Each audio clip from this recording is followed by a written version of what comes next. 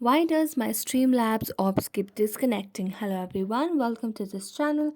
I'm Emily and I'm here to help you out today. So without any delay, let's get started. So first of all, make sure that you have a stable Wi-Fi connection on your device. Now if you do not have a stable Wi-Fi connection, then you can switch to your cellular data. After that, what you can do is make sure that you have an updated version of the Streamlabs application on your device. So as you can see, I have an updated version of the application on my device since there are no updates available for it on my device.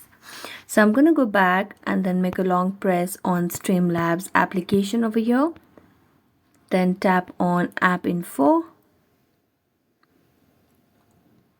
After that, I'm just going to tap on the Clear Data at the bottom right corner of the screen. Then tap on Clear Cache. And then OK.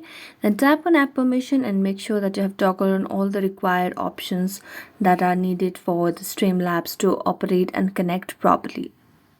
So thank you so much for watching this video. If you enjoyed watching it, don't forget to like, subscribe and hit the bell notification for more updates. That's it for today and see you next time.